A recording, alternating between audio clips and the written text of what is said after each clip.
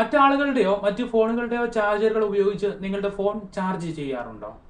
അല്ലെങ്കിൽ പഴയ phone fast charger ഉപയോഗിച്ച് ചാർജ് ചെയ്യാറുണ്ടോ? പ്രത്യേകിച്ച് യാത്ര പോകുമ്പോഴും ജോലിസ്ഥലത്തായിരിക്കുമ്പോഴും നിങ്ങളുടെ ഫോണിന്റെ തന്നെ ചാർജർ കയ്യിലില്ലാത്തപ്പോൾ മറ്റ് ചാർജുകൾ ഉപയോഗിച്ചു പോകും. പല ആളുകളും ചിന്തിക്കുന്നത് എല്ലാം ചാർജർ തന്നെയല്ലേ എന്നാണ്. പക്ഷേ അത് തെറ്റാണ്. തെറ്റായ ഒരു ചാർജർ ഉപയോഗിക്കുന്നത് നിങ്ങളുടെ ഫോണിന്റെ ബാറ്ററി ലൈഫ് കുറയ്ക്കും. ചിലപ്പോൾ ഫോണിന് തന്നെ പ്രശ്നങ്ങൾ ഉണ്ടാക്കും. അപൂർവ സാഹചര്യങ്ങളിൽ പൊട്ടിത്തെറിക്കുകയോ തീ പിടിക്കുകയോ വരെ സംഭവിക്കാം. ചാർജറിന്റെ ഉപയോഗത്തിൽ ഉണ്ടാകാവുന്ന അപകടങ്ങളും ശ്രദ്ധിക്കേണ്ട കാര്യങ്ങളും ഈ വീഡിയോയിലൂടെ പരിശോധിക്കാം. മറ്റുള്ള ചാർജറുകൾ ഉപയോഗിക്കുമ്പോൾ എന്താണ് സംഭവിക്കുന്നതെന്ന് ആദ്യമേ അറിയാം. നിങ്ങളുടെ ഫോണിന്റെ ചാർജർ അല്ലാതെ മറ്റൊന്ന് ചാർജിങ്ങിനായി ഉപയോഗിക്കുമ്പോൾ രണ്ട് പ്രധാന പ്രശ്നങ്ങളാണ് ഉണ്ടാകുന്നത്. ഒന്ന്, ഫോണിന് യോജിക്കാത്ത വോൾട്ടേജും ആംപിയറേജും. ഓരോ ഫോണുകൾക്കും അതിൻ്റെതായ പവർ ഇൻപുട്ട് ഡിസൈൻ ചെയ്തിട്ടുണ്ട്. കൂടുതൽ പവർ കടത്തിവിടുന്ന ചാർജർ ഉപയോഗിച്ചാൽ ഫോൺ വേഗം ചൂടാകും. അപ്പോൾ തന്നെ പവർ കുറവ് നൽകുന്ന ചാർജർ ആണെങ്കിൽ നേരങ്ങൾ കഴിഞ്ഞാലും ഫോൺ ചാർജ് ആകില്ല. രണ്ടാമത്തേത്, ചാർജറും ഫോണും തമ്മിൽ ആശയവിനിമയം ഉണ്ടാകില്ല. ഇപ്പോൾ വിപണിയിൽ ഇറങ്ങുന്ന ആധുനിക ഫോണുകൾ അതിന്റെ ഒറിജിനൽ ചാർജറുമായി ചാർജിംഗ് സ്പീഡ് റെഗുലേറ്റ് ചെയ്യുന്നത് സംബന്ധിച്ചുള്ള ആശയവിനിമയം നടക്കുന്നുണ്ട്. ചാർജ് ഫുൾ ആകുമ്പോൾ ഓട്ടോ കട്ട് ഓഫ് നടക്കുന്നത് ഈ ആശയവിനിമയത്തിലൂടെയാണ്.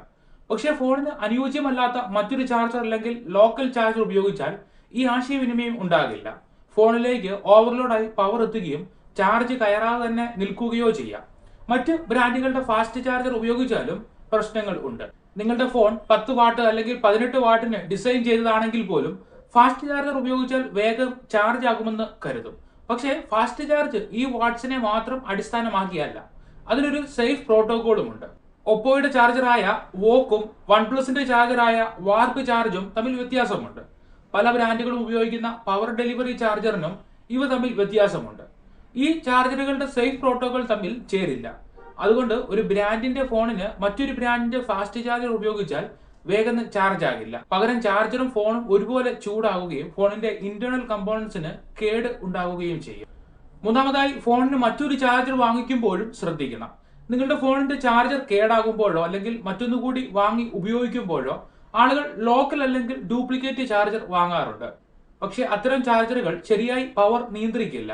അത് നിർമ്മിച്ചിരിക്കുന്ന ലോ ക്വാളിറ്റി കമ്പോണൻസ് കാരണവും സുരക്ഷാ ക്രമീകരണങ്ങൾ പാലിക്കാത്തതിനാലും അമിതമായി കറന്റ് കടത്തിവിടുവാനും ഷോർട്ട് സർക്യൂട്ട് ഉണ്ടാകാനും കാരണമാകും. ഇത്തരം ചാർജറുകൾ നിങ്ങളുടെ ഫോണിന്റെ ബാറ്ററിക്ക് ഡാമേജ് ഉണ്ടാക്കുകയും ചെയ്യും.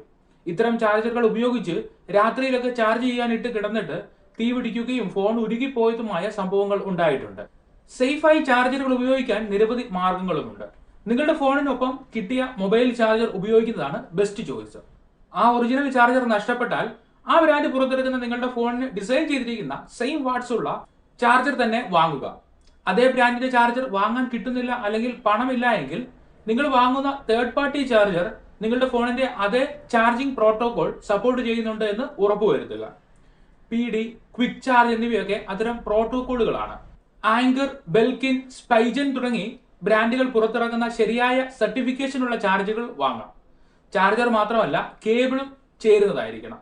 ലൂസ് സോക്കറ്റ് ഉള്ളത് അല്ലെങ്കിൽ ഡാമേജ് ഉള്ള കേബിൾ ഉപയോഗിക്കുന്നത് സ്പാർക്ക് ഉണ്ടാകാൻ കാരണമാകും. അതുപോലെ തന്നെ പൊതു ഇടങ്ങളിൽ കാണുന്ന USB പോർട്ടുകളിൽ നിന്ന് ചാർജ് ചെയ്യരുത്.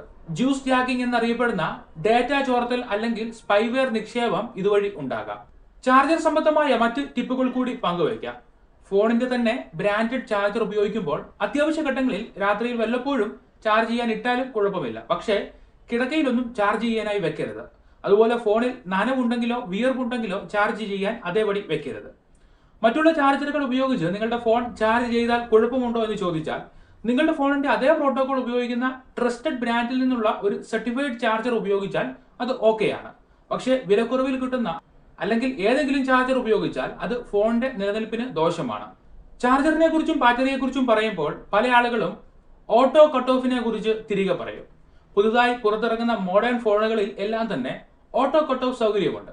അതായത് ഫോൺ 100% ചാർജ് ആയാൽ പിന്നെ ഫോണിലേക്കുള്ള വൈദ്യുതി പ്രവാഹം നിലയ്ക്കും. അതുകൊണ്ട് രാത്രി മുഴുവൻ ചാർജ് ചെയ്യാൻ ഇട്ടാലും കുഴപ്പമില്ലെന്നാണ് പലരും പറയുന്നത്. പക്ഷേ ഫോണിലേക്ക് എത്തുന്ന വൈദ്യുതി ഓട്ടോ കട്ട് ഓഫ് സൗകര്യം ഉണ്ടെങ്കിലും പൂർണ്ണമായി നിലയ്ക്കില്ല. ഇത്തരം ഫോണുകളിലെ ബാറ്ററി മാനേജ്മെന്റ് സിസ്റ്റത്തിലാണ് ഈ ക്രമീകരണം വരുത്തിയിരിക്കുന്നത്. ബാറ്ററി പൂർണ്ണമായി ചാർജ് ആകുമ്പോൾ ഫോണിന്റെ ഇന്റഗ്രേറ്റഡ് സർക്യൂട്ട് ഈ സിസ്റ്റം മുഖേന പവർ ഇൻടേക്ക് കുറയ്ക്കും. ചാർജിംഗ് വേഗത കുറയുകയും താൽക്കാലികമായി നിൽക്കുകയും ചെയ്യും. ചില ഫോണുകളിൽ അകമേ തന്നെ ചാർജിങ് ഓട്ടോമായി ഡിസ്കണക്ട് ആകും. പഴയ സ്മാർട്ട് ഫോണുകളിൽ ബാറ്ററി വേഗം കേടാക്കിയിരുന്ന ഓവർ ചാർജിങ്ങിൽ നിന്ന് ഇത് ശരിക്കും സംരക്ഷിക്കുന്നുണ്ട്. പക്ഷേ ഓട്ടോ കട്ട് ഓഫ് സൗകര്യത്തിനും ചില പരിമിതിയുണ്ട്. 100% ചാർജ് ആയതിനു ശേഷം ചാർജിങ് ഡിസ്കണക്ട് ആയാലും ഫോൺ വെറുതെ ഇരിക്കുമ്പോഴും ഒരു ചാർജ് പുറകോട്ട് പോയി 99 അല്ലെങ്കിൽ 98% ആകും. അങ്ങനെ ചാർജ് കുറയുമ്പോൾ വീണ്ടും ചാർജിങ് ആരംഭിക്കും. ഓട്ടോ കട്ട് ഓഫ് ഉണ്ടെന്ന് പറഞ്ഞ് ഫുൾ ചാർജായി കിടന്നാലും കുഴപ്പമില്ലെന്ന് പറഞ്ഞ് രാത്രിയിൽ അല്ലെങ്കിൽ പകല് ഫോൺ പ്ലഗ് ഇൻ ചെയ്തിട്ടാൽ ഈ 99 മുതൽ 100 വരെ ചാർജ് ചെയ്യുന്ന സൈക്കിൾ തുടർന്നുകൊണ്ടിരിക്കും.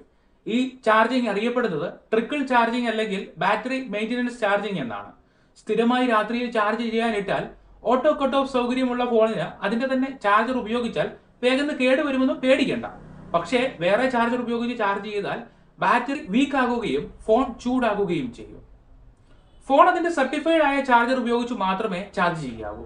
ചാർജ് ചെയ്യുന്ന സമയത്ത് ഫോൺ ഓപ്പൺ ആയി വെക്കണം. തുണിയോ തലയണയോ ഫോണിന്റെ പുറത്ത് വെക്കരുത്. ഒരിക്കലും 0% നിന്ന് നേരിട്ട് 100% എത്തുന്നത് വരെ ചാർജ് ചെയ്യരുത്. 30% അല്ലെങ്കിൽ പരമാവധി 20% എത്തുമ്പോൾ ചാർജ് ചെയ്യാൻ വെക്കുക. അതൊരു 90% അല്ലെങ്കിൽ പരമാവധി 95% ചാർജ് ആകുമ്പോൾ തന്നെ അൺപ്ലഗ് ചെയ്യുക. 100% വരെ ചാർജ് ആയതിനു ശേഷം അൺപ്ലഗ് ചെയ്യുന്നതല്ല ഹെൽത്തി ഹാബിറ്റ്. ഇടയ്ക്കൊക്കെ 100% വരെ ചാർജ് ചെയ്യുന്നതിൽ കുഴപ്പമില്ല. പക്ഷേ സ്ഥിരമായുള്ള ഉപയോഗത്തിൽ 20 അല്ലെങ്കിൽ 30 മുതൽ 90% വരെ ചാർജ് ചെയ്യുന്നതാണ് നല്ലത്. നിങ്ങളുടെ ഫോണിന്റെ ഓട്ടോ കട്ട് ഓഫ് ഒരു സ്മാർട്ട് ഫീച്ചറാണ്. പക്ഷേ അത് ടോട്ടൽ സ്വിച്ച് ഓഫ് അല്ലെന്ന് മനസ്സിലാക്കണം. ഇന്ന് ചില വില കൂടിയ ഫോണുകൾ മറ്റൊരു ഫീച്ചർ കൂടി നൽകുന്നുണ്ട്. ഫോൺ ഉപയോഗിക്കുന്നതിനൊപ്പം ചാർജ് ചെയ്യാനും കഴിയും. ഇത്തരം ഫോണുകളിൽ തെർമൽ ആൻഡ് പവർ മാനേജ്മെന്റ് സാങ്കേതിക വിദ്യ ഉൾപ്പെടുത്തിയിട്ടുണ്ട്. ഇത്തരം ഫോണുകൾ ഉപയോഗിക്കുന്ന സമയത്ത് ചാർജ് ചെയ്താൽ ബാറ്ററിയിലേക്ക് പവർ പോകുന്നത് സ്വിച്ച് ചെയ്ത് നേരിട്ട് ഫോണിന്റെ സിസ്റ്റത്തിലേക്ക് പവർ സപ്ലൈ നടത്തും. അങ്ങനെയാണ് ഈ ഫോണുകൾ ചൂടാകാതെയും ബാറ്ററി കേടാകാതെയും ഈ ഫീച്ചർ നൽകുന്നത്. ഇതിന് ബൈപാസ് ചാർജിങ് അല്ലെങ്കിൽ ഡയറക്റ്റ് ചാർജിങ് എന്നാണ് അറിയപ്പെടുന്നത്. പക്ഷേ ഈ സംവിധാനം ഇല്ലാത്ത ഫോണുകളിൽ ചാർജ് ചെയ്യുന്നതിനൊപ്പം അത് ഉപയോഗിച്ചാൽ ബാറ്ററി ചാർജ് ആകുന്നതിനൊപ്പം ഫോൺ പ്രവർത്തിപ്പിക്കാൻ ബാറ്ററിയിൽ നിന്ന് ഡിസ്ചാർജ് കൂടി നടക്കേണ്ടി വരും. ബാറ്ററി ഒരേ സമയം പവർ അകത്തേക്ക് സ്വീകരിക്കുകയും പുറത്തേക്ക് നൽകുകയും ചെയ്യുമ്പോൾ ചൂട് കൂടുകയും ബാറ്ററി വേഗം കേടാകുകയും ബാറ്ററി വീർക്കാൻ കാരണമാകുകയും ചെയ്യും.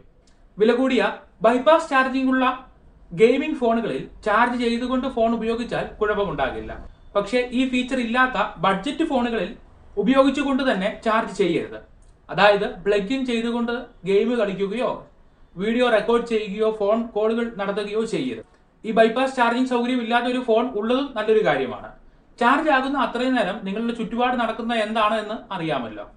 ബൈപാസ് ചാർജിംഗ് സൗകര്യമുള്ള ഫോണുകൾ പോലും ബാറ്ററി ചാർജ് ആകണമെങ്കിൽ ഉപയോഗിക്കാതെ വെക്കേണ്ടതായുണ്ട്. നിങ്ങളുടെ ഫോണിന് ഓട്ടോ കട്ട് ഓഫ് ഉണ്ടെങ്കിലും ബൈപാസ് ചാർജിംഗ് സൗകര്യം ഉണ്ടെങ്കിലും നിങ്ങളുടെ ഫോണും അതിന്റെ ബാറ്ററിയും ദീർഘകാലം കേടുകൂടാതെ ഉപയോഗിക്കുവാൻ ചാർജിംഗ് കാര്യത്തിൽ കൂടുതൽ സേഫ്റ്റി നൽകുന്നുണ്ട് എന്ന് ഉറപ്പുവരുത്തുക.